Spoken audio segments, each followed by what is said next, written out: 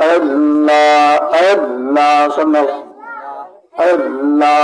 Allah faile niralay ganabe faile niralay Allah Allah faile niralay ganabe faile niralay Allah Allah dekha dame chumkabo dekha dame chumkabo charan doli makhbo gai faila niralay gonabe faila niralay Allah faila niralay gonabe faila niralay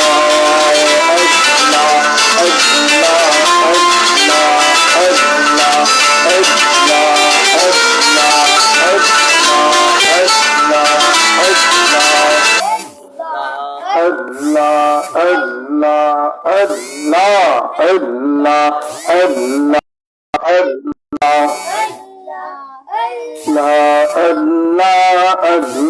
Allah Allah Dayal নবী কত দূরে লোহিত সাগরের তীরে আল্লাহ আল্লাহ দয়াল নবী কত দূরে লোহিত সাগরের তীরে Allah Allah Allah Allah Allah Allah Allah ekano kade engonobi ekano kade engonobi papi ummater maya Allah Allah Allah Allah Allah Allah আমার নবী জিন্দা নবী আমার নবী নূরের নবী আল্লাহ আল্লাহ আমার নবী জিন্দা নবী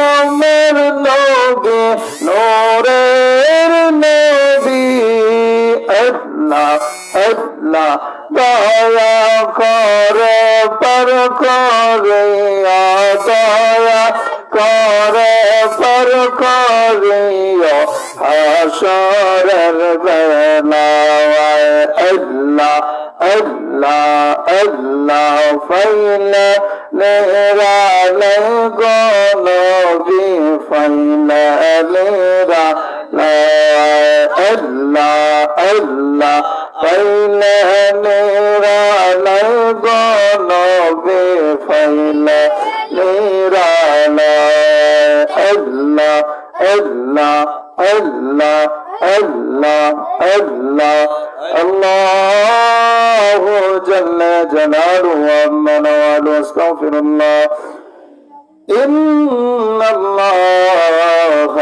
غفور رحيم لا إله إلا الله محمد رسول الله صلى الله عليه وسلم আমরা জোরে শুকরিয়া আদায় করি বলে আলহামদুলিল্লাহ। মহান রব্বুল আলামিনের দরবারে লাখো কোটি শুকর। এই চৈত মাসের শেষে সময়ের পরিবর্তে যে আল্লাহ রব্বুল আলামিন আপনাকে আমাকে এই বেহেশতের বাগানে এনেছেন এবং দিনের আবহাওয়া কত সুন্দরভাবে রেখে আমাদেরকে বেহেশতের বাগান সাজানোর মাধ্যমে এবং আমাদেরকে এই বাগানে উপস্থিত রেখেছেন, আমরা জোরে শুকরিয়া আদায় করি বলে আলহামদুলিল্লাহ। আর যারা এই বেহেশতের বাগান সাজাইছে, যে নিয়তে সাজাইছে, আল্লাহ যেন তার নিয়ত মনের বাসনাকে কবুল করেন, আমরা বলি আমিন। এই অর্থ এলাকায় যতদূর মাইকের আওয়াজ যাচ্ছে এবং আপনারা যারা শুনতে পাচ্ছেন, আমি অতি নগণ্য আপনাদের সামনে বেশিক্ষণ সময় থাকবো না। এলাকার হিসাবে আমি আপনাকে দাওয়াত করতেছি, যারা এখনো আসেন না বেহেশতের বাগানে চলে আসেন, কারণ আমি বেশি সময় নিব না। এখানে আপনাদের সামনে আলোচনা করবেন আন্তর্জাতিক খ্যাতি সম্পন্ন মুফাসসির কোরআন, পীরে তরিকত আল্লামা আব্দুল মজিদ পিরোজপুরি হুজুর আপনাদের সামনে আলোচনা করবেন। উনি আসতেছেন। ওনার আসার আগ মুহূর্ত আমি আপনাদেরকে নিয়ে কিছু পবিত্র কালামে পাক থেকে যে আয়াতে কারিমা তেলাওয়াত করেছি, এই আয়াতে কারিমার ভিত্তিতে আমি আপনাদের সামনে উপস্থাপনা করব। আর দিলের কান লাগায় শুনবেন আল্লাহ রাব্বুল আলামিন আমাদেরকে দুনিয়ার জমিনে কেন পাঠাইছেন, আর আমরা দুনিয়াতে আসিয়া কি কাজ করতেছি আর কি যেন আমরা করতেছি। একটু মনে মনে ভাবেন, ভেবেন, দেখেন আমরা কোন কারণে দুনিয়াতে আসলাম, আর কি কারণে দুনিয়া থেকে যাইব, আর কি নিয়ে খোদার সামনে দাঁড়াইব। আজকে দুনিয়ার লোভ আর লালসায় পড়িয়া আমরা আমাদের অন্তরে হিংসাকে জায়গা করে দিয়েছি, তাকব্বুরিকে জায়গা করছি, নিজের নফসের দোকায় পড়িয়া নিজের সাথে জুলুম করতেছি। শুধু নিজের সাথে নয়, পাড়া প্রতিবেশী সবার সাথে জুলুম করতেছি। শুধু তাই নয়, আমরা আমাদের প্রকৃতির সাথেও জুলুম করি, এমনকি নিজের জমিনের সাথেও জুলুম করি। কারণ আমাদের এই বিশ্বাস আছে যে আমরা মারা যাওয়ার পরে আমরা অন্ধকার কবরে থাকতে হবে, মাটির নিচে থাকতে হবে। আমরা এই মাটিটার সাথেও পর্যন্ত জুলুম করি। এই মাটির ওপর এত সবের খারাপ কাজ, অন্যায় কাজ করার পরেও যখন আমরা অন্যায় কাজ করি, মাটি তখন আমাদেরকে বলে যে সাবধান হয়ে যাও, তোমরা কি ভুলে গেছো যে আমি একদিন তোমাদেরকে ধরবো, এমন ভাবে ধরবো যেদিন তোমরা কোনোদিন রেহাই পাবে না। তাই সময় থাকতে নিজেকে শুধরে নাও। আর আমি আপনাদের সামনে পবিত্র কালামে পাক থেকে যে আয়াতে কারিমা তেলাওয়াত করছি, আমি আমার আলোচনায় প্রবেশ করব। আপনারা যারা শুনেন আমল করার চেষ্টা করবেন। সম্মানিত উপস্থিতি, এখনো যারা ঘোরাফেরা করতেছেন, বাড়ি ঘরে শুয়ে রয়েছেন, খাবার খাইতে ব্যস্ত, শুইতে ব্যস্ত, আমি আপনাদেরকে আহ্বান করি। কারণ বেহেশতের বাগান এলাকার মাঝে বেশিক্ষণ সময় থাকে না। হয়তো আজকের রাতটা আপনারা সময় মতো সারা রাত হবে না, যতটুকু সময় হয় আমরা সময় দিব। কারণ আজকের রাত যদি চলে যায়, আগামী রাত কিন্তু এই মাহফিলটা থাকবে না। আমরা যতটুকু পারি বেহেশতের বাগানে আসিয়া দুনিয়ার বেহেশতের বাগানকে সৌন্দর্য রক্ষা করি। কিয়ামতের ময়দানে আমরা যদি দুনিয়ার বেহেশতের বাগানকে সাজাতে পারি, সৌন্দর্য ভাবে রক্ষা করতে পারি, ওই কঠিন কিয়ামতের ময়দান আপনার আমার যখন সঙ্গী কেউ হবে না, এই মাহফিলটা, এই বেহেশতের বাগানটা সঙ্গী হতে পারে। আর এর কারণে আমার আল্লাহ রাব্বুল আলামিন বলেন, বেহেশতের বাগান যারা সাজাইলো এবং যারা বেহেশতের বাগানে বসিয়া বেহেশতের বাগানের সৌন্দর্যকে রক্ষা করলো, কিয়ামতের ময়দান হাসরে যখন আমি আল্লাহ তাদেরকে বিচারে ডাকবো, তেমনি ভাবে আমি আল্লাহ তাদের জন্য বেহেশতের মাঝে বাগানকে সাজায় রেখে বলি না সুবহানাল্লাহ। আল্লাহ রাব্বুল আলামিন পবিত্র কালামুল্লাহ শরীফে বলে দেন,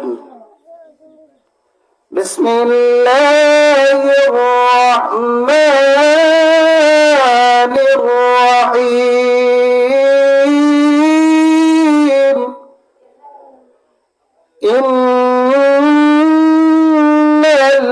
ইন্নাল্লাযীনা আমানু ওয়া আমিলুস সালিহাতি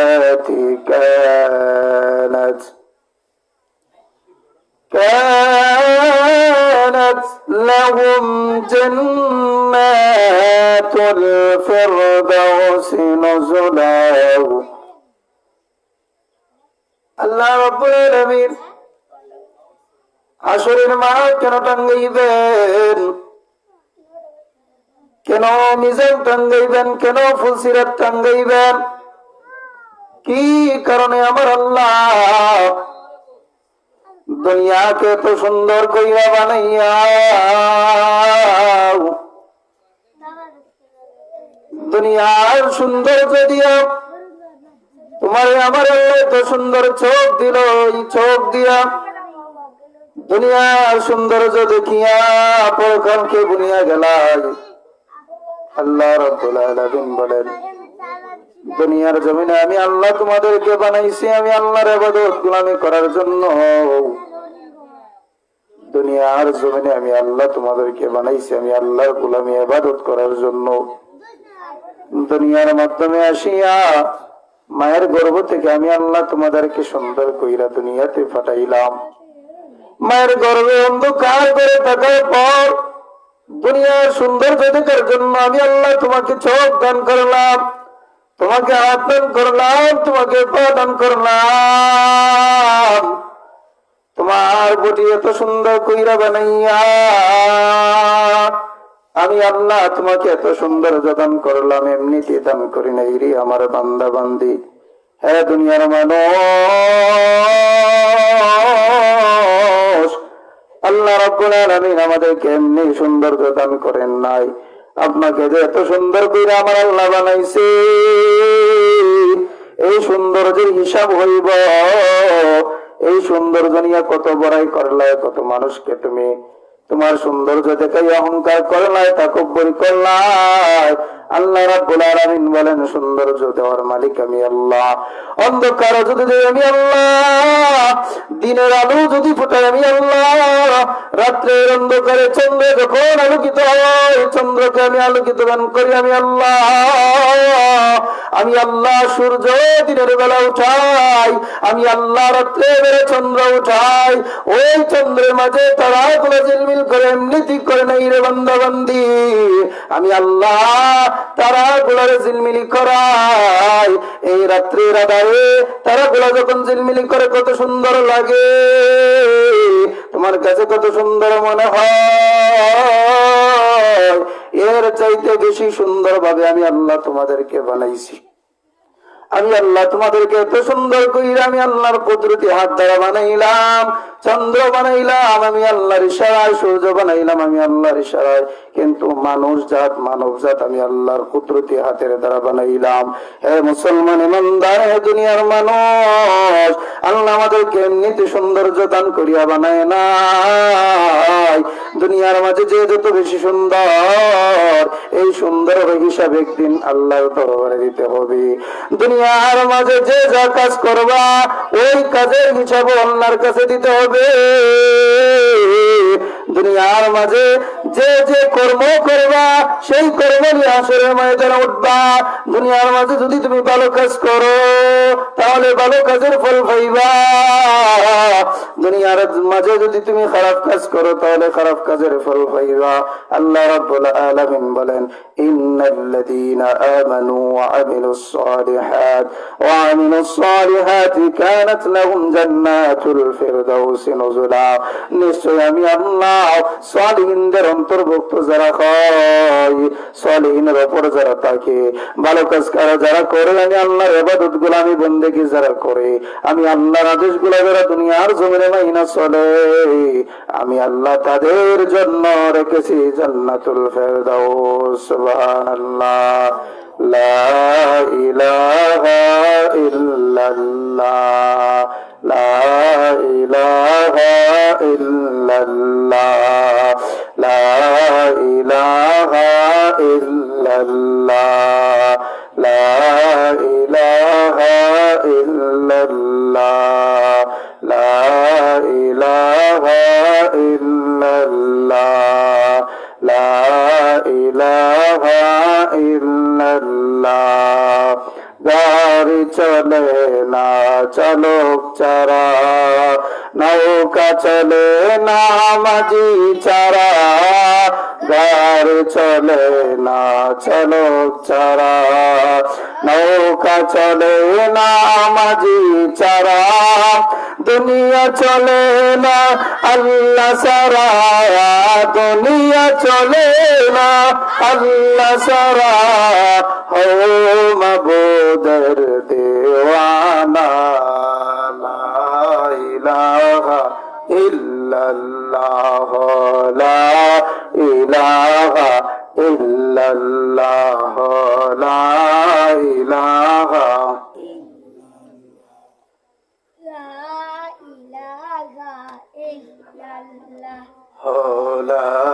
ইলাহা লা ইলাহা ইল্লাল্লাহু মুহাম্মাদুর রাসূলুল্লাহ সাল্লাল্লাহু আলাইহি ওয়াসাল্লাম। একবার জোরে বলি আলহামদুলিল্লাহ। আল্লাহু আকবার। বলেন তো এই জমিনের মালিক কে? এই আসমানের মালিক কে? আমাদের মালিক কে? আমাদের রিজিক দেয় কে? আমাদের খাওয়ায় পড়ায় কে? দুনিয়ার মাঝে এত সুন্দর ভাবে আমার আল্লাহ আমাদেরকে রাখিয়াও, এত সুন্দর ভাবে সাজানের বাগান গুলারে সাজাইয়াও, আপনাকে আমাকে এত সুন্দর করে মানুষের সামনে তুলে দইরাও। আল্লাহ বলেন, মান্দারে আমি তোমাদের কাছে কিছু চাই না, আমি তোমাদের শরীরের বডির অংশ চাই না, আমি তোমাদের চক্ষু চাই না, আমি তোমাদের হাতও চাই না। আমি আল্লাহ শুধু তোমাদের দিলের তামান্নাকে চাই, আমি আল্লাহ শুধু তোমাদের দিলের তাকওয়াকে চাই। তোমরা যদি অন্তর দিয়া দিলের তাকওয়া দিয়ে আমি আল্লাহকে অনুমোদন করতে পারো, আমি আল্লাহকে যদি চিনার মতো চিনতে পারো, হে দুনিয়ার মানুষ, তাইলে আমি আল্লাহ অনেক খুশি হয়ে যাই। কারণ আমার বান্দাগুলা যদি আমাকে চিনার মতো চিনে ফেলে, চিনার পর যদি আমার বান্দা একটা সেজদা দেয়, ওই সেজদা আমি আল্লাহর কাছে ফেরেশতাদের হাজারের সেজদার চেয়ে উত্তম হয়ে যায়। বলি না সুবহানাল্লাহ। আমাদের সেজদা ফেরেশতাদের চেয়ে উত্তম হয়ে যায় যদি আমরা দিলের তামান্না দিয়া, দিলের অন্তর দিয়া বিশ্বাস করি আমরা দিতে পারি। আর যদি আমাদের এই দিলের তামান্না না থাকে, তাকওয়া না থাকে, আমাদের তাকওয়ার মাঝে যদি ত্রুটি হয়, তাইলে আল্লাহ রাব্বুল আলামিন বলেন, আমার বান্দা যত বেশি আমার ইবাদত করে, যতই আমল করুক, দিল পবিত্র নয়, দিলের মধ্যে ময়লা আবর্জনা ভর্তি, নিয়ত সহি নয়, তার সমস্ত আমল আমি আল্লাহর কাছে তুচ্ছ মনে হয়। বলি না নাউজুবিল্লাহ। আমরা যদি আমল করি, আমলের মতন করতে হবে। আমরা যদি আল্লাহকে ডাকি, তাহলে ডাকার মতন আমাদেরকে ডাকতে হবে। কারণ আমরা যদি আল্লাহরে সঠিক নিয়মে ডাকতে পারি না, তাইলে আমাদের ডাক আল্লাহ কবুল করবে না। আমরা অনেক সময় হই যে আল্লাহরে এত ডাকা ডাকি, এত ডাকা ডাকি, ডাকতে ডাকতে চৌকের পানি ফালাইতে ফালাইতে ফালাইতে ফালাইতে চৌকের নিচে খালা ডাক পড়ে গেছি। এরপর আল্লাহ যেন আমার ডাক কবুল করে না। কেমনে কবুল হইব? আপনি তো ডাকেন, আপনার চৌকে পানি আছে, দিলে তো কোনো পানি নাই। চৌকে পানি আছে, দিলে কোনো পানি নাই। যতক্ষণ পর্যন্ত দিল দিয়া অনুমোদন করিয়া, দিল দিয়া না কাঁদবেন, আল্লাহকে না ডাকবেন, আল্লাহ বলেন বান্দার চৌকের পানিও আমার কাছে তুচ্ছ মনে হয়ে যায়। বলি না নাউজুবিল্লাহ। খানতে হবে দিল দিয়া। খালি চৌকের পানি সরাসরি ফালাইলে আমার সমাজের মানুষ মরে হইল রে, এই যে আল্লাহ পাগল কি খান্দা খানতেছে আল্লাহ লাগিয়া, কি খান্দা খানতেছে আল্লাহ লাগিয়া। আর সমাজের মানুষ আপনারে, সমাজের মানুষ কি কি আপনাকে বললো সেটা আল্লাহ বলেন, এটা আমার প্রশ্ন নয়। আমার প্রশ্ন হলো, সমাজের মানুষ যদি তোমারে খারাপ কয়, ভালো কয়, এটা সমাজের মানুষের সাথে চলার কারণে। আর আমি আল্লাহ তোমাকে ভালো জানবো যদি আমি আল্লাহর সাথে ভালো সম্পর্ক থাকে। বলি না সুবহানাল্লাহ। এক ব্যক্তি সারাদিন খারাপ কাজ করে, গুনার কাজ করে, কিন্তু গোপনে আল্লাহর সাথে ইবাদত, আল্লাহর সাথে প্রেমের আলাপ করে, মজা করে, রাত্রিবেলা ইবাদত করে, সময় মতো নামাজ পড়ে, কিন্তু সমাজের একটা মানুষও জানে না হ্যাঁ নামাজ পড়ে, তার নামাজটা ছিল গোপনে। এখন বলেন তো, আমরা তো জানি সে গুনাহগার, কিন্তু আল্লাহ বলেন না, সে গুনাহগার না, সে সমাজের চোখে খারাপ হতে পারে, কিন্তু আমি আল্লাহর কাছে খুব ভালো। তেমনি ভাবে আমি আপনাদের সামনে একটু সংক্ষিপ্ত ভাবে একটা ঘটনা করলে বলি। আল্লাহ রাব্বুল আলামিন বান্দাদেরকে ভালো কাজের, ভালো আমল, যত ভালো কাজ আছে ওই ভালো কাজগুলারে আমার আল্লাহ বলেন কিয়ামতের ময়দানে ভালো কাজগুলারে একদিকে রাখা হবে আর খারাপ কাজগুলারে একদিকে রাখা হবে। আপনি যদি ভালো আমল করতে পারেন, আপনার আমলগুলো আপনার ডান হাতে দেওয়া হবে আমল নামা। আর আপনার জীবনে যদি খারাপ কাজ করেন, আপনার আমল নামা চলে আসে বাম হাতে। হাসরের মাঠে আপনি যখন দাঁড়াইবেন, ওই দাঁড়ানোর পর আমরা নফসি নফসি বলতে থাকবো, আর কখন জানি আমাদের আমল নামা চলে আসে চিন্তায় পড়ে যাইব। আল্লাহ রাব্বুল আলামিন আমার বান্দাগুলা, আমার বান্দিগুলা যখন উলঙ্গ অবস্থায়, পরনে কোনো কাপড় নাই, আসার সময় আমাদের পরনে কোনো কাপড় ছিল না, যাওয়ার সময় কাপড় থাকবে না, শুধু কাফনের কাপড়টা থাকবে। যে কাফনের কাপড়ের মধ্যে কোনো পকেট থাকবে না। দুনিয়ার জিনিস যে কাপড়ের ভিতরে হইরা নেওয়া যায় না। আর কিয়ামতের ময়দানে ওই কাফনের কাপড়টাও আপনার থাকবে না, আপনাকে উলঙ্গ অবস্থায় উঠতে হবে। এমন একটা অবস্থা হইব যে অবস্থার কারণে একজন আরেকজনের দিকে তাকানোর কোনো সুযোগ পাবে না। আজকে যদি আমি এই শিকারপুর এলাকার মধ্যখানে উলঙ্গ অবস্থায় থাকি, তাইলে সবাই আমাকে দিকটা মিটি মিটি হাসবে আর পাগলও বলবে। কারণ কিয়ামতের ময়দান নর নারী এমন একটা অবস্থানে থাকবে, উলঙ্গ অবস্থায় থাকার পর কেউ কেউর দিকে তাকানোর সুযোগ পাইবে না। এক নম্বরে চিন্তা হবে, কখন জানি আমার সামনে আমলনামা হাজির হয়ে যায়, কখন জানি আমার সামনে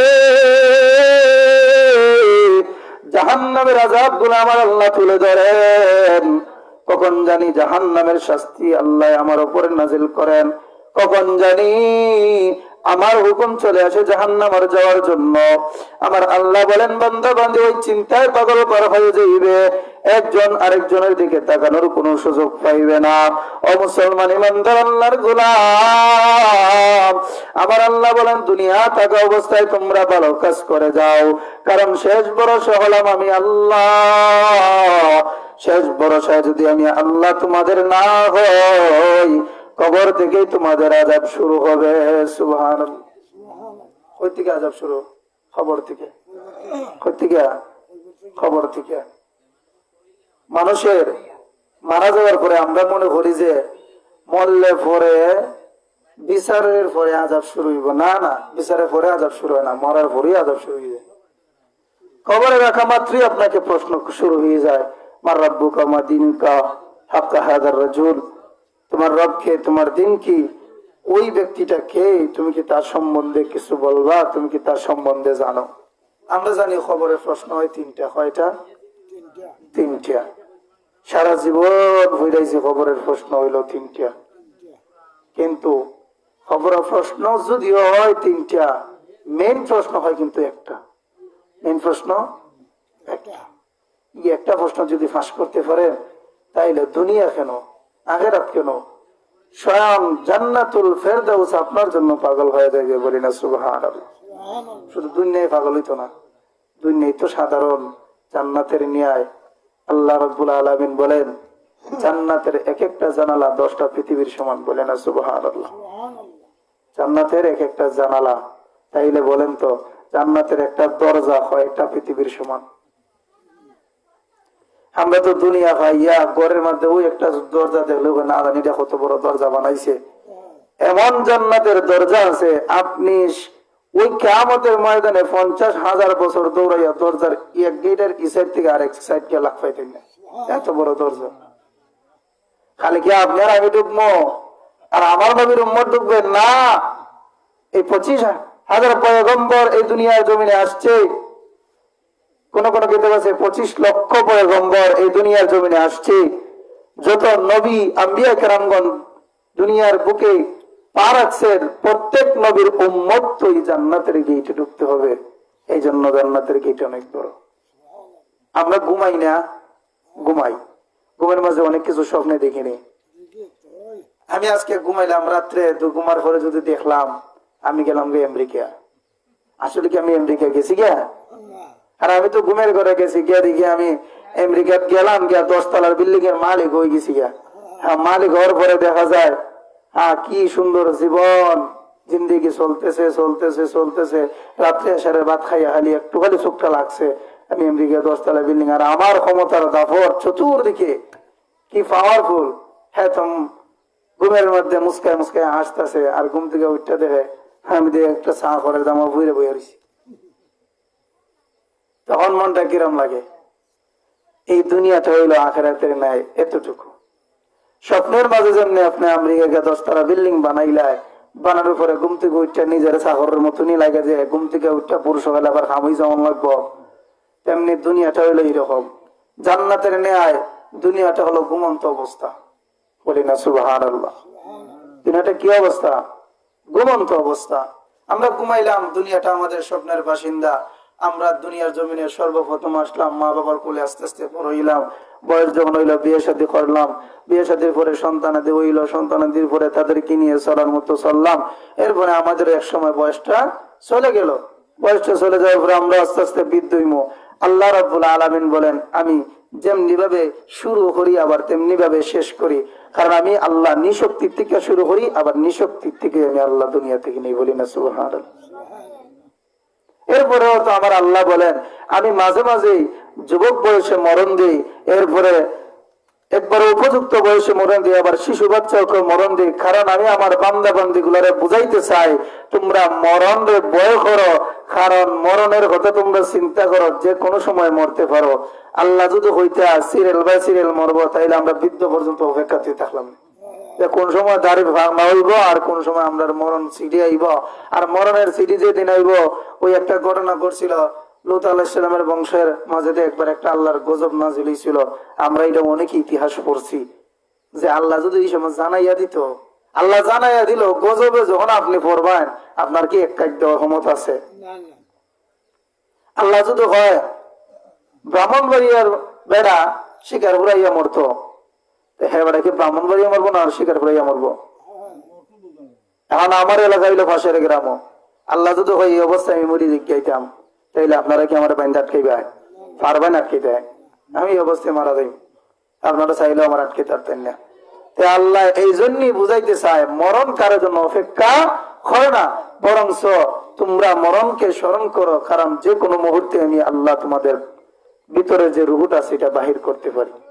কারণ বডি আল্লাহ আমি তোমাদেরকে বানাইছি, বডি আমি আল্লাহ তোমাদেরকে দান করছি, রুহু আমি আল্লাহ তোমাদেরকে দিছি। কেন দিছি জানো নি? কারণ ওই রুহুটার একটা হক আছে, তোমরা এই হকটারে আদায় করো। আমরা রুহুর হক হয়ে আদায় হলাম? আমাদের ভিতরে একটা রুহু আছে, এই রুহুটা দিছে কে? আল্লাহ। আমরা কি রুহুর হক পরিপূর্ণভাবে আদায় করছি? একটু মনের মধ্যে ভাবেন, আমরা কিভাবে রুহুর হক আদায় করলাম। আর রুহু বাদ দেন, আমরা তো বডির হক আদায় করতে পারলাম না। হাত, আল্লাহ আমাদের দুইটা হাত দুই রকম দিছে। একটা হাত হইলো বাধা দেওয়ার জন্য, আর একটা হাত হইলো দানের জন্য। আমরা কি কোনো কিছু বাধা দিছি না কোনো কিছু দান করছি? আমরা বরঞ্চ যে হাত দিয়ে ভালো কাজে দান করার কথা, ওই হাত দিয়ে খারাপ কাজ দান করলাম। আর যেখানে বাধা দেওয়ার কথা, এটারে আরো ব্যাখ্যা আনলাম। বাম হাত দিয়ে ব্যাখ্যা আনলাম খারাপ কাজ, আর ডাইন হাত দিয়ে করলাম। আল্লাহ কয় ভালো কাজ করো, আর আমরা করি খারাপ কাজ। এই লেগে আমরা আল্লাহর বাইলে না উল্টা? আমরা উল্টা। আল্লাহ যদি কয় আমি তোমাদেরকে সুজা খাবার দিলাম, সুজা খাও, আমরা এটাতে ঘুরে খাইতাম, কারণ আমরা সুজা খাওয়া মানুষ না। আল্লাহ আমরা বানাইছে শ্রেষ্ঠ জাত হিসাবে। মাঝে মাঝে নিজেদেরকে মনে হয়, এরপরে আল্লাহ কোরআনের মধ্যে কিছু জায়গা উল্লেখ করছে, এমন মানুষের মধ্যে এমন জাত আছে, আল্লাহ বলে মানুষের মাঝে এমন জাত আছে যাদেরকে আমার আল্লাহ বলেন তার চাইতে কুকুর বিড়াল শ্রেষ্ঠ। নাউজুবিল্লাহ। আমরা তো কুকুর বিড়াল চেয়েও খারাপ। আল্লাহ বলেন আমরা ভালো কাজ করি আর আমরা করি খারাপ কাজ। আমরা আল্লাহর চেয়ে কতটুকু দূরে। আজকে ওয়াজ কি আর করবো? ওয়াজের কথা শুরু হইলই ওয়াজ খারাপ নাই ভাই। ওয়াজ মানুষ কেউ আছে? সবাই এখন আছে আমরা ব্যস্ত, মোবাইল ফোনে ব্যস্ত, টেলিভিশনে ব্যস্ত, মোবাইলে ব্যস্ত, কণ্ঠস্বরে ব্যস্ত, গজলে ব্যস্ত, হামনাতে ব্যস্ত, গানের সুরে ব্যস্ত, ডুল বাজনাত ব্যস্ত। বাজনা খারে বাজনা পাইলে তো আমরা আর কিছু লাগে না, মনে হলে এমটি খুললে নাচতাম। বাজনা এমন একটা জিনিস, আরে বাদ্য বাজনা কোন সময় থেকে আইছে না আইছে এটা আমরা জানি না, যেসা একটা বাজনা হইলো আমরা লাফ মারে উঠে গেলাম গিয়া। আল্লাহ কি আমাদের সুন্দর জীবন দিছে না? আমরা আগে কি সাহাবীরা জীবন সুন্দর করে চালাইছে না? আমরা একটু তারারে স্মরণ করি, তারা কিভাবে জীবন, তারাও কি আনন্দ করে নাই? তারা তো মানুষ আসতো, মানুষ হলে তো আনন্দ করতেই, দুঃখে কষ্ট তো সবার দিন গেছে, তাদের চেয়ে কি আমাদের বেশি দুঃখ যাইতেছে? তারা যে পরিশ্রম গুলা করছে তারার চাইতে তো আমাদের পরিশ্রম বেশি না। তারা দিন রাত দিনের জন্য পরিশ্রম করছে, নিজের পরিবার পরিজনের জন্য পরিশ্রম করছে। আমরা তো নিজের পরিবারের লাগে পরিশ্রম করে কুলাইতে পারি না, দিনের জন্য পরিশ্রম করতাম। আমরা দিনের জন্য কোন সময় করতাম? নামাজ পড়ার কথা হইলে আমরা মসজিদে যাইতে রাজি না, মসজিদ ছেড়ে দিই। রোজার কথা যদি কেউ হয়, ওর মনে হুজুর একটু সমস্যা, গ্যাসের প্রবলেম, ট্যাবলেটের সমস্যা হইতেছে, ডাক্তারের নিষেধ। আর আরেকটা জিনিস আমরা সমাজের মধ্যে আইসি কিনা জানেননি, আমি ডাক্তারের কাছে গেলাম, গিয়ে বললাম যে আমার এই সমস্যা। যখন আমি ডাক্তারের কাছে যাওয়ার পরে সমস্যার কথা বললাম, ডাক্তার বাবু আমার হইয়া দিল, ঠিক আছে তুমি আজকে থেকে ফুটি মাছ খাইবা না, আজকে থেকে নেশা পানি ছেড়ে দিও। এখন দেখা আমরা বালা মানুষ হইছিয়া, কি হইছিয়া বালা মানুষ। এখন দেখা যায় হ্যাঁ বিড়ি ধরাটা, হ্যাঁ বিড়ি খা, না না না ডাক্তারে নিষেধ দিছে। কেন ভাই? ডাক্তারে তোমার বিড়ি খাওয়া নিষেধ দিলে তুমি বিড়ি ছাড়তে রাজি? আর আমার আল্লাহ তো বলেন ওয়ালা তাকরাবুস সালাতা ওয়া আনতুম সুকারা, বিড়ির ধারে কাছে ও নেশার ধারে কাছে তোমরা যাইও না, তাইলে তোমরা এখানে নেশা করো। এরপরে আরেকটা জিনিস আমাদের সমাজও আছে না নি, যে আমরা যা দেখি তাই বিশ্বাস করে লাই। আসলে মরে কি হয়েছে এটাকে আমরা দেখি, মরে কি হয়েছে আমরা এটা দেখি না। আমরা দেখি কিটা সামনে অমুকে অমুকে মাইরি লিছে, তার মানে মাইরি লিছে, কে মারছে কোন কারণে মারছে এটা আমরা জানার দরকার নাই। হ্যাঁ মারলো খেলে মাইরি লিছে, বিচার হয়ে গেল হ্যাঁ মাইরি লিছে, কোন কারণে মারছে এটা তো জানতে হইব, সমাধান খুঁজতে হইব। সমাজও দোষ ত্রুটি থাকে, একসাথে বসবাস করতে গেলে দুইটা কাছের গেলা যদি একখানা হয়, বসা লাগলে কি তার শব্দ করবো না করবো? আমরা ঠান্ডা আছি, শব্দ করবো নি? আমরা তো মানুষ, আমার শরীর রক্ত আছে, তার শরীর রক্ত আছে, সে আমার ভাই। রক্ত যেহেতু আমাদের ভিতরে আছে, আমাদের শরীরে গরম আছে, কারণ আমাদের শরীরে গরম ঠান্ডা সব মিসকার। মিসকার কেন? আল্লাহ রাব্বুল আলামিন তো আদম নবীরে শুধু এক জাতের মাটিতে বানায় নাই। যদি এক জাতের মাটিতে বানাইতো তাহলে আমরা সবাই একরকম থাকতাম। আল্লাহ আদম নবীরে অনেক জাতের মাটিতে বানাইছে। আমরা দেখেন কোন মানুষ বাচ্চা, কোন সময় মানুষ আবার মুড়া, কোন সময় মানুষ আবার লাম্বা, কোন মানুষ চিকন, আবার দেখা যায় কোন মানুষের চেহারা ঠিক আছে বডি ঠিক নাই, আবার কে আছে বডি ঠিক আছে চেহারা ঠিক নাই। কারণ আদম নবীরে আল্লাহ অনেক জাতের মাটিতে বানাইছে, এই জন্য আমাদের এই অবস্থা। পাহাড়ের মাটি দিয়া আদম নবীরে জন্ম বানাইছে, আর এই পাহাড়ের মাটি যত মানব জাতির সুয়া লাগছে সবাই পাহাড়ের মতনই লম্বা হয়েছে। এভাবে আমার আল্লাহ জাতের জাতের মাটি দিয়ে আদম নবীরে বানাইছে। আল্লাহ যদি খাইলে হইতো যে এক মাটি দিয়ে আদম নবীরে বানাইলাই, তাইলে আমরা সব আদম নবীর মতন এক থাকলাম না। আমাদেরকে আল্লাহ জিব্বার মধ্যে জবান দিছে কটা? একটা। জিব্বা কটা? একটা। এই জিব্বাটা আমার আল্লাহ একটা খেরে দিছে, খাবার তো আল্লাহ দুইটা দিছে, নাকের ছিদ্র আল্লাহ দিছে দুইটা, চোখও দিছে আল্লাহ দুইটা, হাতও দিছে দুইটা, পাও দিছে দুইটা, মুখ আর জিব্বা এক জায়গাতেই দিল আর একটাই খেরে দিল। আপনারা কি একটু ভাবে দেখছেন? ভাবছেন না? আমার আল্লাহ বলেন খান দিছে দুইটা, যাতে আমার বান্দা বেশি শুনে, যাতে আমার বান্দা বেশি শুনে। আর জবান দিছে একটা, মুখ দিছে একটা, জিব্বাও দিছে একটা, যাতে আমার বান্দার জবানের ঠিক থাকে।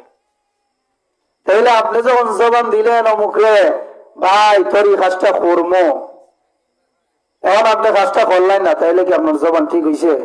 ঠিক না।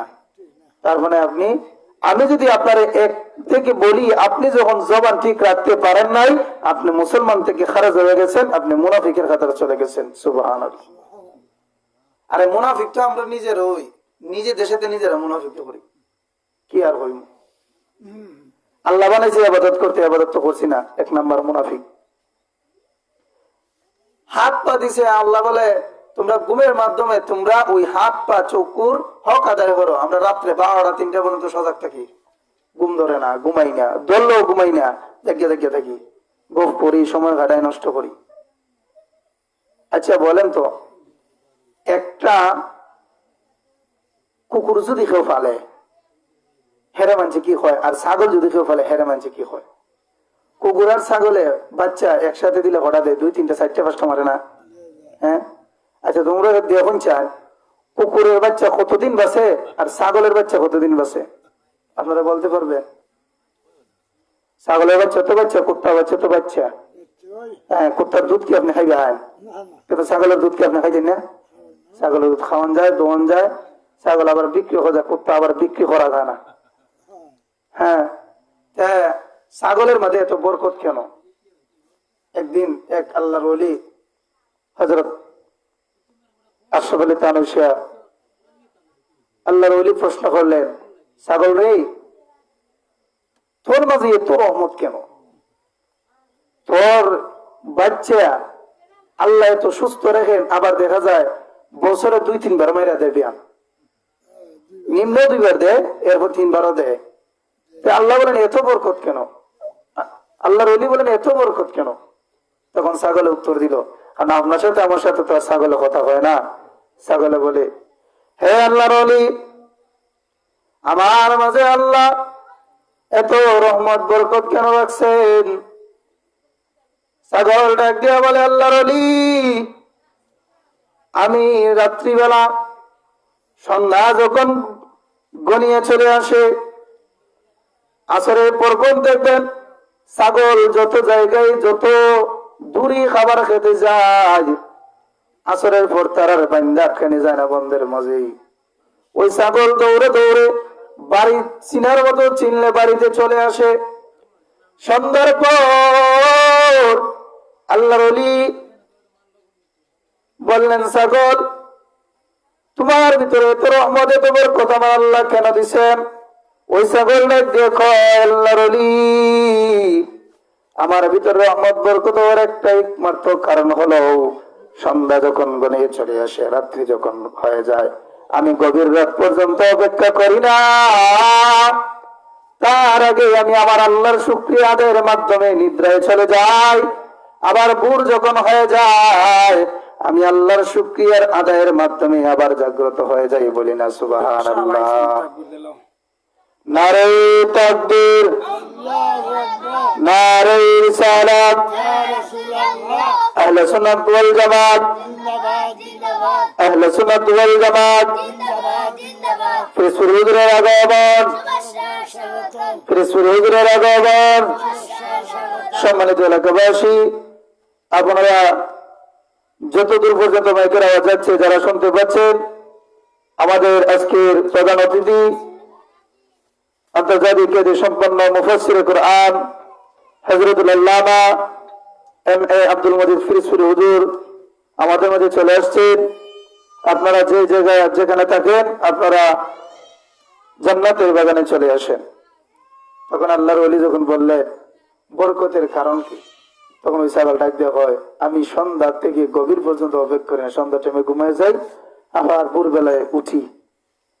আর কুকুর দেখবেন সন্ধ্যাবেলা ঘুমায় না, হ্যাঁ ঘুমায়, ডাকতে ডাকতে নিজে তো ঘুমায় না, মানুষও ঘুমায় বেলায় দেয় না, সারা রাত ডাকে, যখন ফজরের আজান করে হ্যাঁ ঘুমায়। তাইলে তার মধ্যে বরকত হইতে হয়। তো আমরা জিন্দিগি কুত্তার মতন, আমরা সারা রাত মোবাইল টিপা টিপা টিপা টিপা রাত খাটাই, আর যখনই দেখি 3টা বাজে গিয়া তাহাজ্জুদের সময় হয়ে গেছি গিয়া, হ্যাঁ চাইলে কিন্তু তাহাজ্জুদ পড়তে পারে, আর তাহাজ্জুদের পড়তে কিন্তু ঘুমাইতাম তো মানে তাহাজ্জুদ পড়িয়া ফজর নামাজ পড়ি ঘুমাই, এটা করে না। না তাহাজ্জুদ নামাজ এখন তো ঘুমে ঠাল্লা লইতেছে, শয়তান খুব আরামের বাতাস করতেছে, মাথার মধ্যে হাত বুলাই দিতেছে, তাড়াতাড়ি ঘুমা, নাইলে রাত পাইতে না, তখন হ্যাঁ ঘুমায়, আর এক ঘুমের দিনের 12টা হয়। এই জন্য আল্লাহ রাব্বুল আলামিন বলেন, রহমত যদি পাইতে চাও, বরকত যদি পাইতে চাও, আমি আল্লাহ দিন এবং রাতকে 2টা ভাগ করছি, সময়টারে 2টা ভাগ করে দিলাম, একটা বানাইলাম রাত আর একটা বানাইলাম দিন। এরপরেও আল্লাহ 3টা ভাগ করে দিছুন। আমরা কই নানি 3 আর 24 ঘন্টা নানি, 3টা ভাগ করেছেন 8 কইরা। আপনি 8 ঘন্টা পরিশ্রম করুন, 8 ঘন্টা ঘুমান, আর 8 ঘন্টা আপনি আজাইরা সময় কাটান, শেষ নানি 3 আর 24। আমাদের কোনো হিসাব নাই, নিকাশ নাই, যেমনে চলবার এমনি চলি, রায় তার দিন গীতা যেমনে মন চায় আমরা খাটাই। অনেক সময় যারা দিনও ঘুমাই, রাত্রে একে কাম করি। আল্লাহ তো বলেন রাত্রে তোমরা ঘুমাও, দিনও কাম করো, আর আমরা দিনও ঘুমাই, রাত্রে কাম করি। আমরা আল্লাহর আইনের উল্টা। এই জন্য রহমত বরকত যদি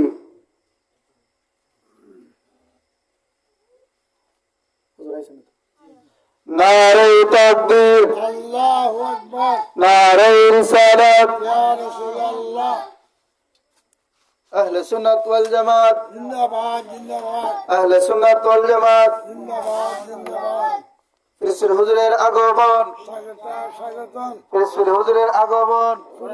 স্বাগতম।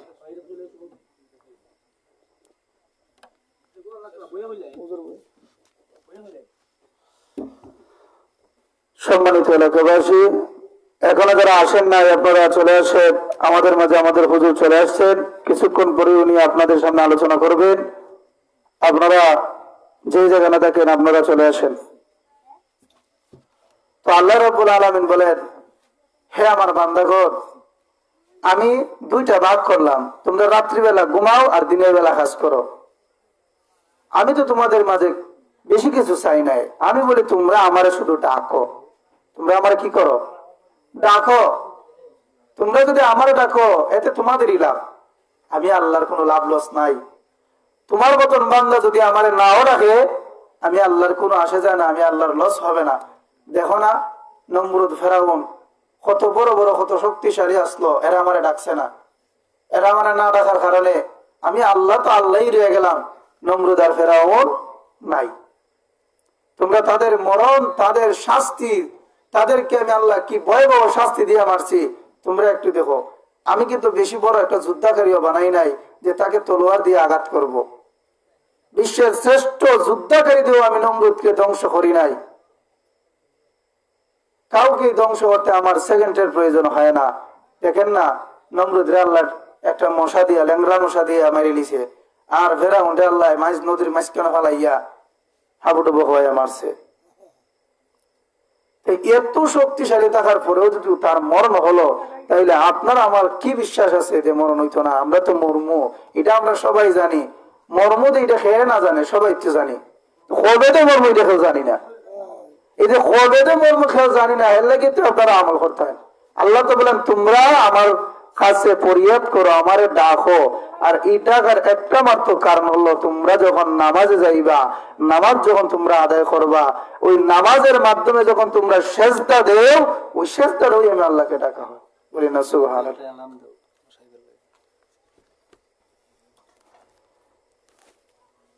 নারে তাকবীর, আল্লাহু আকবার, নারে রিসালাত, ইয়া রাসূলুল্লাহ সাল্লাল্লাহু আলাইহি ওয়াসাল্লাম, আহলে সুন্নাত ওয়াল জামাত জিন্দাবাদ জিন্দাবাদ। সম্মানিত এলাকাবাসী, এখনো যারা রাস্তাঘাটে বাড়ি ঘরে রয়েছেন, যারা এখনো আসেন নাই, আপনারা চলে আসেন আমাদের মাঝে। আজকের প্রধান অতিথি আন্তর্জাতিক খ্যাতি সম্পন্ন মুফাসসির কুরআন হযরতুল আল্লামা এম.এ. আব্দুল মজিদ ফিরোজপুরী সাহেব আগমন করেছেন। উনি আপনাদের সম্মুখে আলোচনা করবেন। আপনারা এখনো যারা বাড়ি ঘরে বসে আছেন, এখনো যারা আসেন নাই, আপনারা চলে আসেন। কিছুক্ষণ পর হুজুর আলোচনা করবেন। আপনারা আসিয়া এই বেহেশতের বাগানের সৌন্দর্য রক্ষা করেন।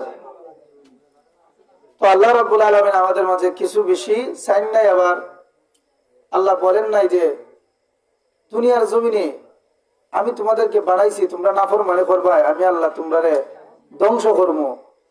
আমার নবী তো আমাদের জন্য দোয়া করছেন। যদি আজকে আমাদের জন্য দোয়া না করে দিতা, তাইলে ওই যেভাবে নমরুদ আর ফেরাউন আল্লাহ ধ্বংস করছে, তেমনি ভাবে আমরা আল্লাহ ধ্বংস করতাম। খালি আমার নবীর দোয়ার বদলতে, দোয়ার কারণে আল্লাহ এই পর্যন্ত আমাদেরকে বাঁচায় রাখছে। নাহলে এত নাফরমানি আমরা করি, এত খারাপ কাজ করি, আমরা বাঁচার কোনো অধিকারই নাই। আমরা নিজেদের সাথে নিজেরা মুনাফিকি করি। আমার আল্লাহ হাত দিছে ভালো কাজে ব্যবহার করার জন্য, ভালো কাজে লাগাই না, এটাও একটা মুনাফিকি। চোখ দিছে ভালো জিনিস দেখার জন্য, আমরা দেখি না, এটাও মুনাফিকি। চৌকের হক নষ্ট করি, হাতের হক নষ্ট করি, এমনকি আমাদের মাথার হকটা পর্যন্ত নষ্ট করি। এক ভাই আরেক ভাইয়ের সাথে ঝগড়া হয়েছে, ওই ঝগড়াটারে আমরা দিমু সমাধান হইরা, সমাধান না করে আমরা দিয়ে আরো লাগাইয়া। তার মানে আমার মাথার মধ্যে দিয়ে আল্লাহ একটা মগজ দিছে, ব্রেন দিছে, এই ব্রেনটারে পর্যন্ত আমরা ঠিক কাজে না লাগাই, ঠিক কাজে লাগাই না। এই কারণে আমরা এই ব্রেইনের সাথেও মুনাফিকি করি। ওল শিরা শিরায় আমাদের রক্তে রক্তে শুধু মুনাফিকি আছে। আল্লাহ বানাইলো কেন? ওমা খালাকতুল জিন্না ওয়াল ইনসা ইল্লা লিয়াবুদুন। আল্লাহ বানাইছে ইবাদত করার জন্য দুইটা জাতির, জিন এবং মানুষকে। আমরা তো ইবাদত করি না, আমরা তো সর্বপ্রথমই মুনাফিক। খালি লা ইলাহা ইল্লাল্লাহু মুহাম্মাদুর রাসূলুল্লাহ পয়রা মুসলমান হই গেছি কি? লা ইলাহা ইল্লাল্লাহ বললে যদি খালি মুসলমান তো প্রকাশ পাইলি তো তাইলে তো সবাই খালি হয়তো লা ইলাহা ইল্লাল্লাহ বললে তুই আর কিছু লাগতো না। দিনের মাঝে কি আর কিছু নাই? লা ইলাহা ইল্লাল্লাহ এটা শুধু বাক্য নয়, মুহাম্মাদুর রাসূলুল্লাহ এটা শুধু বাক্য নয়, এটার ব্যাখ্যা যদি কেউ করে আর নিজের মনে প্রাণে যদি এটা কেউ বিশ্বাস করে, তাইলে আপনাকে মানতে হবে লা ইলাহা ইল্লাল্লাহ মানে আল্লাহ এক এবং অদ্বিতীয়। মুহাম্মাদুর রাসূলুল্লাহ আল্লাহ তাআলার রাসূল। আল্লাহ তাআলার রাসূল শুধু এটা একটা বাক্য হিসেবে আছে, এই বাক্যর ভিতরে যে কত কিছু লুকাইছে এটি আমরা জানি না। এটা কি? মোবাইল। এটা কি? মোবাইল। আমরা জানি না এটা মোবাইল। মোবাইল তো একটা শব্দ, মোবাইল একটা শব্দ না? তো এটার মধ্যে ইউটিউব আছে, সফটওয়্যার আছে, টিকটক আছে, ফেসবুক আছে, টুইটার আছে, আরো তো কত কিছু আছে নাম দিবস। আরে এটা তো মোবাইল। এখন শুধু আমি খালি মোবাইল খুলিব, এটাতে ফোনে মাসন যায়, ভিডিও করন যায়, নেটও সারন যায়, বাইরে লবণ যায়, আরো কত কিছু একটা থেকে আরেকটা লাগাই সারন যায়। লা ইলাহা ইল্লাল্লাহ এটাকে শুধু আমরা বাক্য মনে করি, এটা শুধু বাক্য নয়, এটার মর্মার্থক আমাদেরকে জানতে হবে, এটার গুরুত্ব কত আমাদেরকে জানতে হবে। যদি খালি লা ইলাহা ইল্লাল্লাহ মুহাম্মাদুর রাসূলুল্লাহর গুরুত্ব করেন, এই গুরুত্বের মাঝেই আপনার নামাজ, রোজা, হজ, যাকাত, সদকা যা আছে সমস্ত আমল আসবে। বলি না সুবহানাল্লাহ। লা ইলাহা ইল্লাল্লাহ তো আমরা মানছি, আর মুহাম্মাদুর রাসূলুল্লাহ বাদ দিলাইছি, তাইলে কি আমরা মুসলমান থাকবো? আমরা তো ওই নবীরে মানি, লা ইলাহা ইল্লাল্লাহ মুহাম্মাদুর রাসূলুল্লাহ মানলাম। মুহাম্মাদুর রাসূলুল্লাহ যদি মানতে হয় তাইলে নবীকে নবীর মতনই মানতে হবে। আমার মতন নবীরে মানলে হইতো না। নবীকে আমার মতন, আমার মতো নবী যেভাবে খাবার খাইছে এইভাবে আমরা খাবার খাইলে হয় সুন্নত। আমার মতন খাবার খাইলে কি সুন্নত হইব? নবী রাহমাতুল লিল আলামিন যে পোশাক পরিধান করছেন ওই পোশাক পরিধান করলে আমাদের হবে সুন্নত আদায়। আর আমি যে পাঞ্জাবি পরছি এই পাঞ্জাবি আপনারা পরলে কি সুন্নত আদায় হইব? নবী আমার মতন, নবীকে নবীর মতন মানতে হবে, আমাদের মতন নবীকে মানলে হবে না। নবীর আদর্শ যদি আপনি আপনার চরিত্রের সাথে মিলিয়ে নিতে পারেন, নবীর আদর্শ যদি নিজেকে রঙ্গাইতে পারেন, আমার আল্লাহ বলেন যারা নবীর আদর্শকে নিজের সাথে মিলায় নেয়, নিজের চরিত্রের সাথে মিলায় নেয়, নিজেকে সংশোধন করে আমার নবীর আদর্শকে ধারণ করে দুনিয়া থেকে ইন্তেকাল করে আর নবীর আদর্শ নিয়ে কবরে যেতে পারে, আল্লাহ রাব্বুল আলামিন বলেন ওই কবর জগৎ থেকেই তার শুরু হয় জান্নাতি আরামায়েশ। বলি না সুবহানাল্লাহ।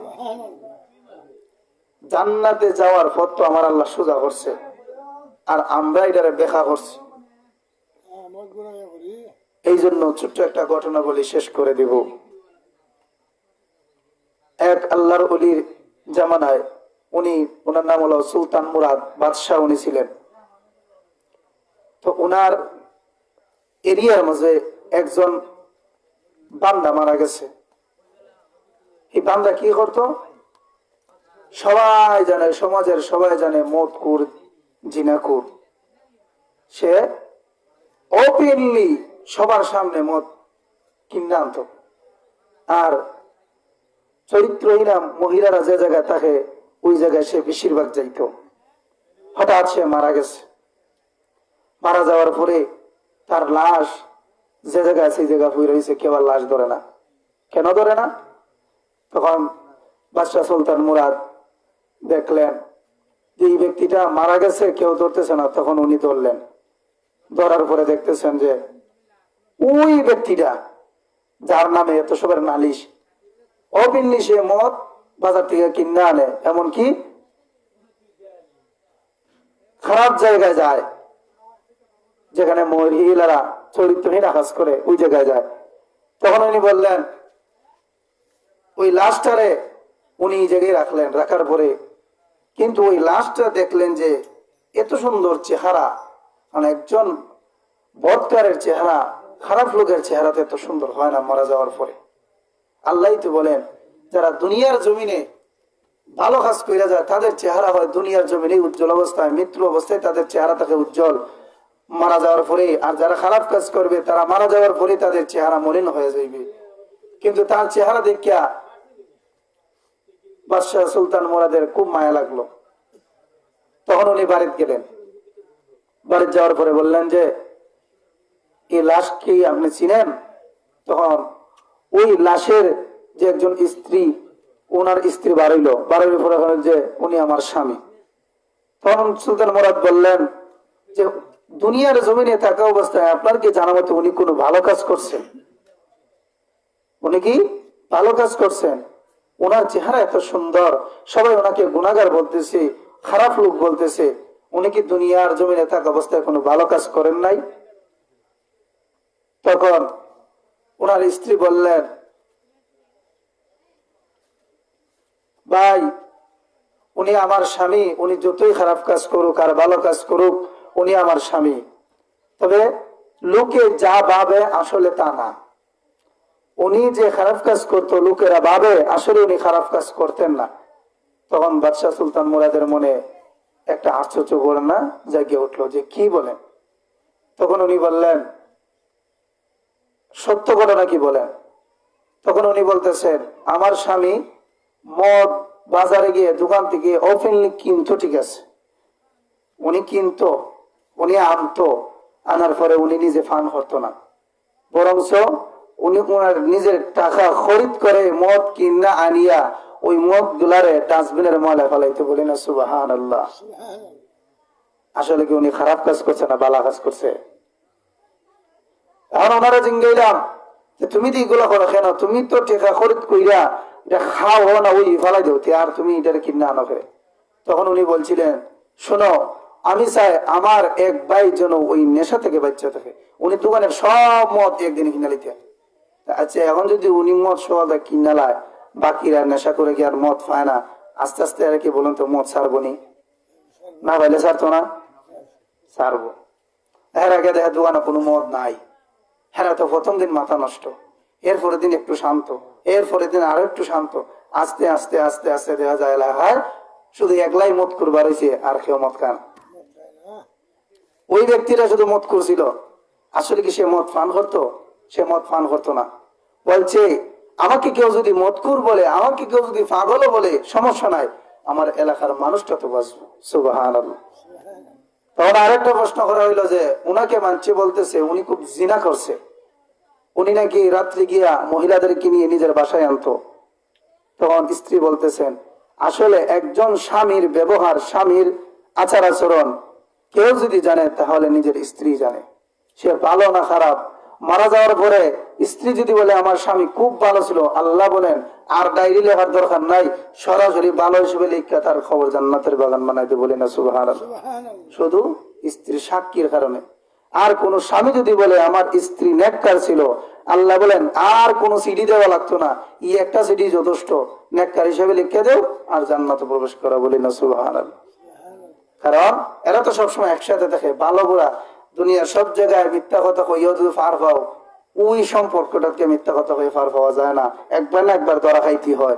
এই জন্য এই জায়গায় কেউ মিথ্যা কথা কইতে যায় না। আল্লাহ রাব্বুল আলামিন বলেন, স্বামী স্ত্রীর সম্পর্কের মাঝে তোমরা সত্যতা বজায় রাখো আর মিথ্যাকে কবর দাও, কারণ স্বামী স্ত্রীর সম্পর্ক জান্নাত থেকে শুরু হয়েছে, আবার জান্নাতে গিয়ে শেষ হবে। আর কোন সম্পর্ক জান্নাত পর্যন্ত যাইবে না।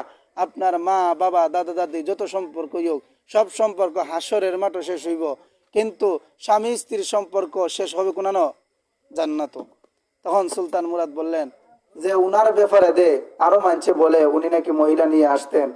তখন বলতেছেন, হুজুর কি বলবো, আমার স্বামী বেশ্যাখানা যাইতেন, ঠিক আছে, খারাপ জায়গায় যাইতেন, ঠিক আছে, মহিলাদেরকে আনতেনও, ঠিক আছে, নিজের টাকা খরিদ করে যখন মহিলাদেরকে নিয়ে আনতেন, আনিয়া উনি উনার একটা কক্ষ বানাইছেন, ওই কক্ষর মাঝে সুন্দর পোশাক পরিধান করাইতেন আর তাদেরকে তওবা করাইতেন, তওবা করাইয়া তাদেরকে নামাজ পড়ার আদেশ দিতেন।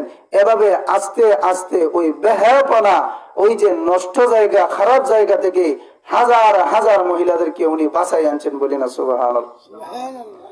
এখন বলছেন উনি কি খারাপ কাজ করছে না ভালো কাজ করছে?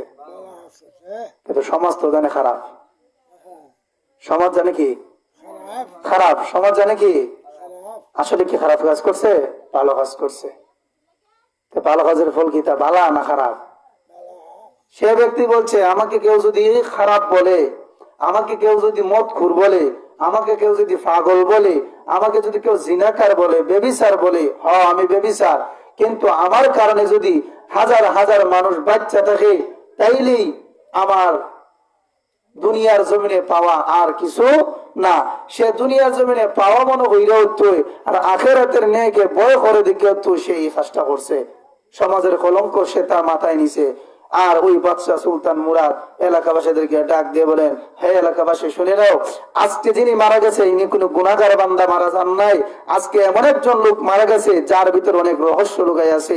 কারণ ওই ব্যক্তি তো সাধারণ ব্যক্তি নয়, ওই ব্যক্তি নিজে জাহান্নামে জ্বলতে রাজি, তবুও লোকদেরকে জান্নাত নিতে রাজি। আমার আল্লাহ তো ওটাই চান, নিজেকে বাঁচাও এবং তোমার পরিবার পরিজন আশেপাশে প্রতিবেশী গুলো আছে তারাও তুমি বাঁচাও।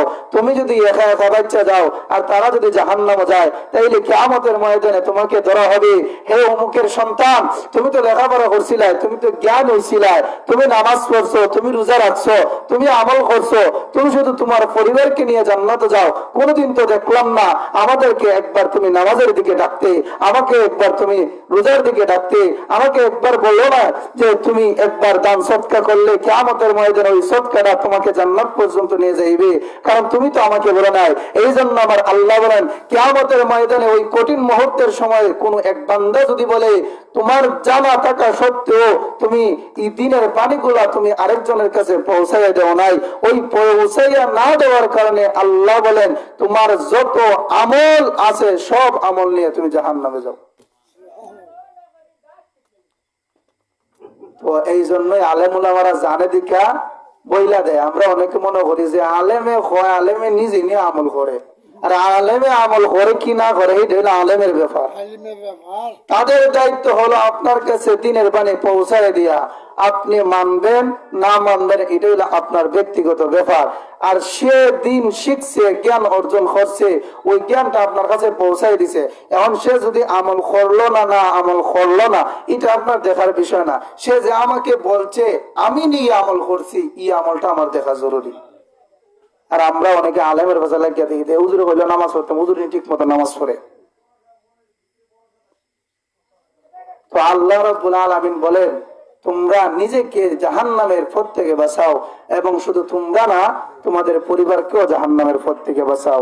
ওই বাদশাহ সুলতান মুরাদ বললেন, হে এলাকাবাসী চলো আমরা ওই ব্যক্তিকে জানাজার মাধ্যমে দাফন দিয়ে দিই। তখন সবাই যখন শুনলো, শোনার পরে অবাক হয়ে গেল। আর ওনার ওই আশ্চর্য কাহিনী, আশ্চর্য ঘটনা দেখে অনেক মানুষ দিনের পথে আসছে, বলি না সুবহানাল্লাহ। কিছু কিছু ক্ষেত্রে সমাজ যেটা দেখে এটা সত্যি হয় না। এখানে আমাদের দুইটা জিনিস শিকার আছে, দুইটা জিনিস শিকার আছে। এক নাম্বার, যেটা ভালো আমি ভালো করবো, সমাজ আমার কি বললো তা আমার দেখার সময় নাই।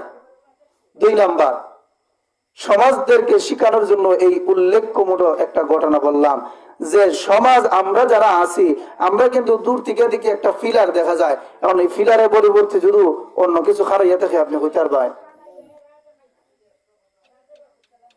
একটা পুষ্ট দেখছিলাম যে এই সারছে বাঘের একটা বাচ্চা, বাঘের মুখের মধ্যে একটা আটকা সারছে সুন্দর করে, এটা বোঝার জন্য দিছে কি, উল্টায় দেখলে বোঝা যায় এটা খামার মেরা ধরছে, আর বাইল হইরা ধরলে বোঝা যায় এটা আগলায় রাখছে।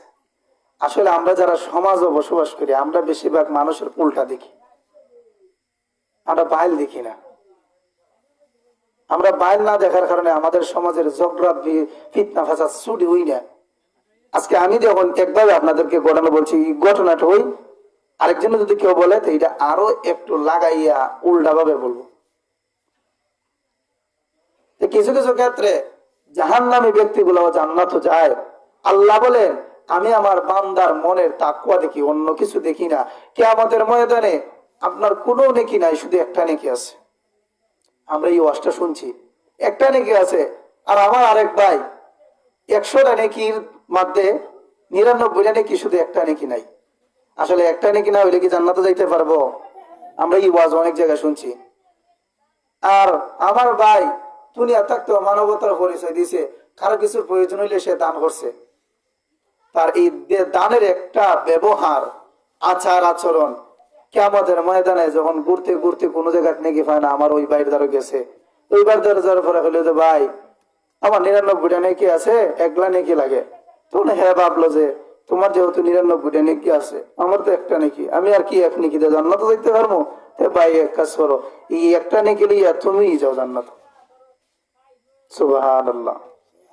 তখন গিয়া হইল তার তো খুশির কোনো শেষ নাই, আল্লাহ গো আমি একটা নেকি পাইলিছি। তখন আল্লাহ বলবেন, হে আমার বান্দা, এমন দরদি কোন বান্দা দুনিয়ার জমিনে আসলো যে সব সময় দানের প্রতি ছিল, সৎকার করছিল, কিয়ামতের ময়দান এত কঠিন মুহূর্তের সময়, এত কঠিন সময় নিজের কথা চিন্তা না করিয়া, নিজের কথা না ভাবিয়া বান্দারে আরেকজন বান্দার কথা ভাবলো, আরেকজন বান্দার উপর রহম করলো, দয়া করলো, মায়া করলো, আমি ওই বান্দাকে দেখতে চাই। আল্লাহ বলেন, হে ফেরেশতার দল, যাও যাও দেখো আমার কোন বান্দা আমার ওই বান্দাকে একটা নেকি দান করলো। আসলে বলেন তো আমার আল্লাহ জানেননি? আল্লাহ জানেননি কোন বান্দায় যে বান্দারে নেকি দান করছে, ওই বান্দা কোন বান্দার কাছে গিয়ে একটা নেকি পাইছে? আমার আল্লাহ জানেননি? আমার আল্লাহ জানার পরে সুন্দরভাবে বুঝানোর জন্য আল্লাহ বলেন, হে আমার ফেরেশতার দল, যাও আমার ওই বান্দাটাকে নিয়ে আসো, যে বান্দা একটা নেকি দিয়ে আমার ওই বান্দারে জান্নাতবাসী বানাইতে চাইল। তখন ফেরেশতারা ওই একটা নেকি যে বান্দা দিছে, ওই বান্দার আল্লাহর দরবারে নিয়ে হাজির করব। হাজির করার পর আমার আল্লাহ রাব্বুল আলামিন ওই বান্দাকে জিজ্ঞাসা করবেন, হে আমার বান্দা, তুমি কেন তোমার ওই ভাইটাকে একটা নেকি দান করলাই? তুমি তো জানো ওই হাসরের মাঠে একটা নেকির কারণে জাহান্নামে যেতে হয়। ওই বান্দা ডাক দিয়ে বলবে, মাওলা রে, এক নেকি দিয়ে আর জান্নাতে যেতে পারবো না, আমার 99টা গুনাহ আর একটা নেকি রয়েছিল, আর এই একটা নেকি দিয়ে আমি জান্নাতের আশা করতে পারি না। আর আমার এক ভাই একটা নেকির জন্য জাহান্নামে চলবে, আমি চাই না। এই জন্য আমার একটা নেকি আমার ভাইকে দান করিয়া আমি আমার ভাইকে জান্নাতবাসী হিসাবে করে দিলাম। সুবহানাল্লাহ। আল্লাহ রাব্বুল আলামিন বলেন, হে আমার বান্দা, তুই যে আমার বান্দার উপর রহম করছ, দয়া করছ, একটা নেকি দান কইরা দিছ, তুই তো নিজের কথা চিন্তা করস নাই। আমি আল্লাহ হলাম রহমান, আমি আল্লাহ হলাম দয়ালু। আজকে আমি আল্লাহ যদি তোরে মাফ না কইরা জান্নাতবাসী বানাই, তাইলে আমি আল্লাহর রহমানের নামের, আমি আল্লাহর রহমান নাম আমার বান্দাদের কাছে আমি আল্লাহ যে বলছিলাম আমি আল্লাহ দয়ালু হইব, আমি আল্লাহ তো দয়ালু হইলাম না। যার বান্দা যা এই হাসরের নাই কঠিন সময়ে আমার বান্দাকে একটা নেকি দেওয়ার কারণে আমি আল্লাহ তোর জীবনের যত গুনাহ আছে সব মাফ করিয়া তোর জান্নাতবাসী বানাইলাম। সুবহানাল্লাহ। দানের দরকার আছে, সব দান আমরা কবুল হয় তা না। দান করতে করতে করতে করতে করতে করতে আপনি যখন প্র্যাকটিস করে নিবেন, কিয়ামতের ময়দানও তো এরকম পরিস্থিতি পড়তে পারে।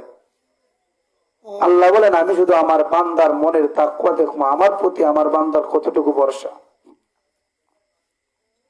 আরেক জায়গায় আলোচনা আইছে যে কিয়ামতের ময়দানে আল্লাহ যদি বলেন, বান্দারে আমি তোরে জাহান্নামী বানাইছি, তোরে আমি জান্নাত দিতাম না,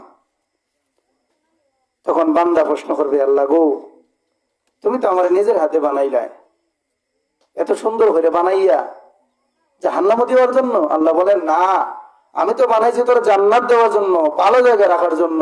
আমি তো সর্বপ্রথমেই তোমরা জান্নাত রাখছিলাম। আদম নবীর আল্লাহ জান্নাত রাখেন নাই? আমি তো তোমাদেরকে জান্নাত রাখার জন্য বানাইছি রে বান্দা, কিন্তু দুনিয়ার জমিনে আমি আল্লাহ তো তোমাদের কাছে বেশি কিছু চাইছিলাম না, শুধু চাইছিলাম দুনিয়াতে যাও, আমি আল্লাহকে তোমরা ডাকো, কিন্তু বান্দা তুই তো আমি আল্লাহরে ডাকলি না। তখন আল্লাহ বলেন তুই আমার ডাকছ না। বান্দা বলে আল্লাহ গো ডাকছি না তো ভুল করছি। তখন বান্দা বলবে আল্লাহ ওই বিচারটা যদি দুনিয়ার জমিনে আমি আমার মায়ের কাছে দিতাম, আমার মায়ে কোনোদিন আমার জাহান্নামও দিত না। সুবহানাল্লাহ। আল্লাহ বলেন বান্দা কি বলো?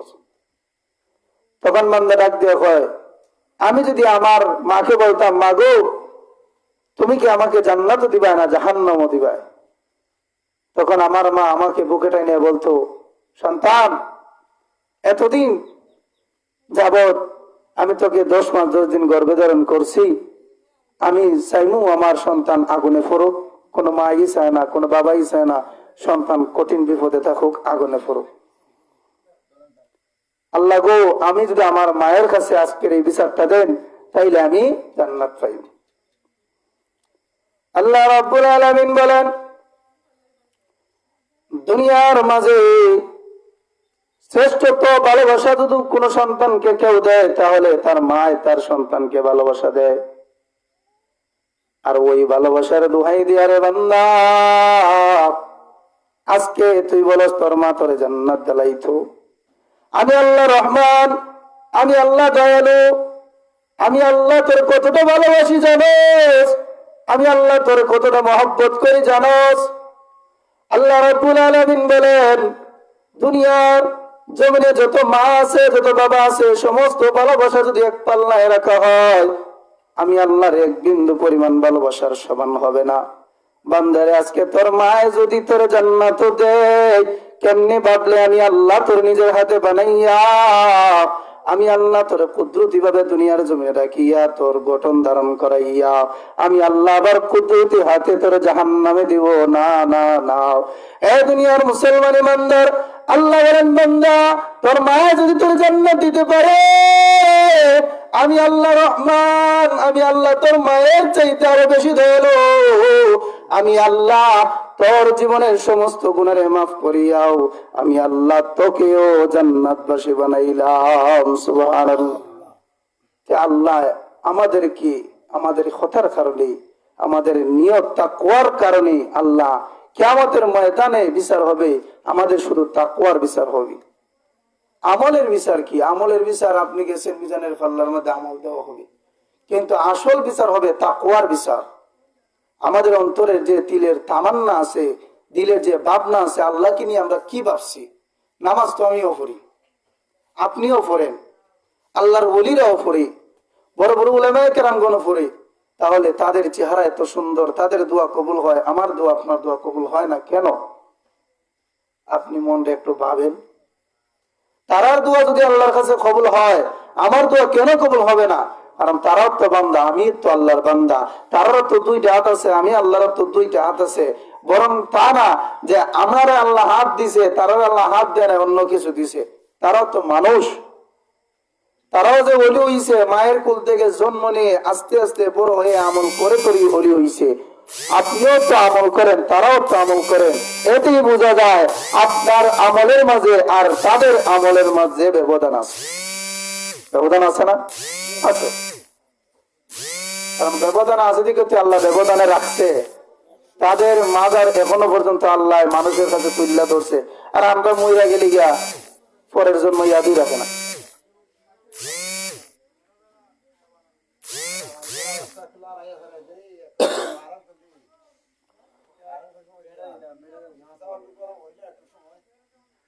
আল্লাহ আল্লাহ আল্লাহ আল্লাহ আল্লাহ আল্লাহ আল্লাহ আল্লাহ আল্লাহ আল্লাহ আল্লাহ কোন সাধন পাইব তোমার গণ বিজয়, কোন সাধন পাইব তোমার আল্লাহ আল্লাহ আল্লাহ কোন সাধন পাইব তোমার গণ বিজয়, কোন সাধন পাইব তোমায় আল্লাহ আল্লাহ আল্লাহ আল্লাহ সামনে আল্লাহ আল্লাহ সামনে আল্লাহ আল্লাহ আল্লাহ আল্লাহ আল্লাহ আল্লাহ তুমি নবী নূরের পুতুল তুমি নবী মুহাম্মদ রাসূল আল্লাহ আল্লাহ তুমি নবী নূরের পুতুল তুমি নবী আল্লাহ রাসূল তুমি নবী নূরের পুতুল তুমি নবী খোদারি রাসূল আল্লাহ আল্লাহ আল্লাহ কবর হাসর তোমায় ছাড়া কবর হাসর তোমায় ছাড়া বাঁচার উপায় নাই কোন সাধন পাইব তোমায় গো নবীজি কোন সাধন পাইব তোমায় আল্লাহ আল্লাহ আল্লাহ আল্লাহ কোন সাধন পাইব তোমায় গো নবীজি কোন সাধন পাইব তোমায় আল্লাহ আল্লাহ আল্লাহ আল্লাহ আল্লাহ আল্লাহ আল্লাহ আল্লাহ তুমি নবী নূরুন আলা নূর তুমি নবী গোলাপেরি ফুল আল্লাহ আল্লাহ তুমি নবী নূরুন আলা নূর তুমি নবী গোলাপেরি ফুল আল্লাহ আল্লাহ আল্লাহ আল্লাহ দয়া করো পর করিয়া দয়া করে পর করিও হাসরের বেলায় কোন সাধন পাইব তোমার গো নবীজি কোন সাধন পাইব তোমার আল্লাহ আল্লাহ আল্লাহ কোন সাধন পাইব তোমার গো নবীজি কোন সাধন পাইব তোমার আল্লাহ আল্লাহ আল্লাহ আল্লাহ আল্লাহ আল্লাহ আল্লাহ আল্লাহ আল্লাহ আল্লাহ আল্লাহ গুনাহগার ডাকি গো তোমায় ধনা দেখা আসিয়া নবে আল্লাহ আল্লাহ আল্লাহ আল্লাহ আল্লাহু জাল্লা জালালুহু আম্মা নাওয়া আস্তাগফিরুল্লাহ ইন্নাল্লাহা গফুরুর রহিম নারে তাকবীর নারে রিসালাত আহলে সুন্নাত ওয়াল জামাত আহলে সুন্নাত ওয়াল জামাত